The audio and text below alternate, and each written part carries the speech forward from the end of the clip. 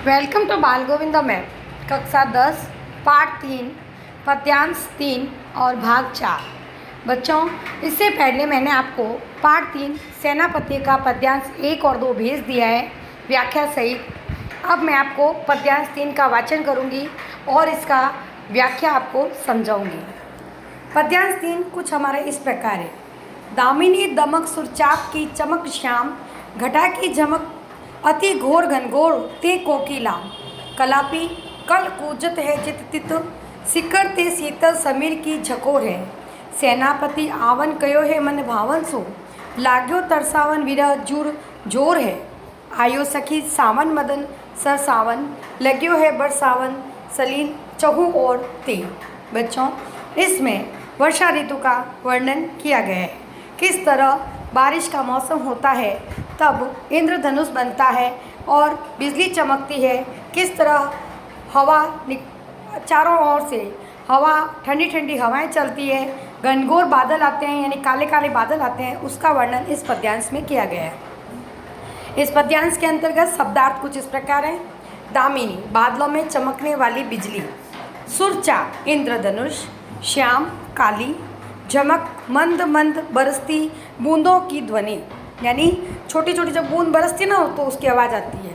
घोर भयंकर अत्याधिक, घनघोर बादल का गर्जन, कलापी मोर कल मधुर, कूजत कूकता यानी बोलना, जित तित इधर उधर, सिकर जल की बूंदें, समीर वायु, मन भावन मन को प्रिय लगने वाले, तरसावन व्याकुल करना, विरह जुड़ वियोग रूपी, ये विरह का मतलब वियोग होना, विरह वेदना, मदन कामदेव या मिलन की इच्छा, सर सावन उत्पन्न करने वाला, सलील जल। बच्चों, ये पद्यांश में कुछ कठिन शब्द थे जो मैंने आपको लिख के दिए हैं। आपको इन्हें अपनी नोटबुक में लिखना है। प्रत्येक पद्यांश के नीचे अगर आपने शब्दार्थ लिखे तो आपको शब्दार्थ में जो शब्द आए हैं आपको उनका अर्थ भी पता होना चाहिए। अब मैं इस पद्यांश की व्याख्या आपको बताऊंगी। पहले हम प्रसंग पढ़ेंगे। प्रस्तुत छंद हमारी पाठ्य पुस्तक में कवि सेनापति की कवि रत्नाकर नामक रचना से संकलित ऋतु वर्णन काव्यांश से लिया गया है। इस कविता में वर्षा ऋतु के सावन के मास में आने पर दिखाई देने वाले दृश्यों का एक नारी अपनी सखी से वर्णन कर रही है और अपने मन की दशा बता रही है। बच्चों, इस पद्यांश से मैंने आपको पहले ही बताया था कि बारिश का मौसम है। उस बारिश के मौसम में मौसम कैसा होता है वर्षा ऋतु के अंदर, उसका वर्णन एक औरत दूसरी अपनी सहेली को बता रही है और अपने मन की दशा भी बता रही है। तो व्याख्या कुछ इस प्रकार है। देखो सखी, श्रावण मास आने पर बादलों में बिजली चमकने लगी, आकाश में विविध रंगों वाला इंद्रधनुष भी अपनी छटा बिखेर रहा है। काली घटा से बरसती मंद मंद बूंदों की ध्वनि सुनाई दे रही है। घने बादल डरावना वाला गर्जन कर रहे हैं। कोयल और मोर मंद और मधुर स्वर में जहाँ तहाँ बोल रहे हैं।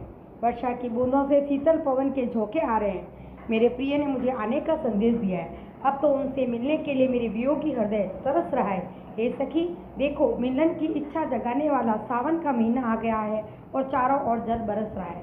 यानी एक औरत दूसरी औरत यानी अपनी सखी से बता रही है कि देखो सावन का महीना आ गया है। सावन के महीने में इंद्रधनुष आया है, बारिश हुई और बारिश में रंगीन इंद्रधनुष आया है। काली घटा गिर आई है और छोटी छोटी बूंदें भी गिर रही है। बादल डराने जैसे घनघोर हुए हुए आए हैं और कोयल और मोर की आवाज़ें भी आ रही हैं और शीतल हवा भी चल रही है। हे प्रिय, यानी वो अपनी सखी से बोल रही है, अब मेरे प्रिय यानी हमें मेरे पति के आने का संदेश मुझे मिल गया है और मैं इतने दिन बाद मिलूंगी, यानी मेरा जिस दिन से मिलने के लिए मेरा हृदय तरस रहा है। हे सखी, ये महीना यानी सावन का महीना आ गया है तो अब वो मुझे मिलने ज़रूर आएंगे और चारों ओर जल बरस रहा है। बच्चों, इसमें एक नारी ने अपने पति से मिलने के लिए सावन का महीने का उदाहरण लेकर बताया कि ये सब संकेत है मुझे अपने पति से मिलने का। अब इसमें विशेष है, भाषा ध्वनि सौंदर्य से गमक रही है, दमक चमक झमक कानों को गुंजित कर रही है। वर्षा के दृश्यों का सुखद संयोजन किया गया है। प्रकृति को मनोभावों को उत्तेजित करने में प्रयोग हुआ है। कोकिला कलापी कल कूजत में अनुप्रास अलंकार की छटा, विरह झूर में रूपक अलंकार है। वियोग श्रृंगार रस की झलक दिखाई दे रही है। बच्चों, मैंने आपको पहले ही बताया था कोकिला कलापी कल कूजत अनुप्रास अलंकार की छठा है, वीर जुर में रूपक अलंकार है। यानी रूपक अलंकार जब हम पढ़ेंगे तब आपको ये भी समझ आ जाएगा। और जहाँ वर्णों की आवृत्ति होती है वह अनुप्रास अलंकार होता है। वियोग श्रृंगार रस, ये रस का एक प्रकार है। वियोग, वियोग यानी हम किसी से दूर होते हैं तब कौन सा रस उत्पन्न होता है, वह रस की यहाँ पर वर्णन किया गया है। बच्चों, आपको इस पद्यांश को अपनी नोटबुक में शब्दार्थ सहित लिखना है और इसे पढ़कर इसको याद भी करना है। धन्यवाद।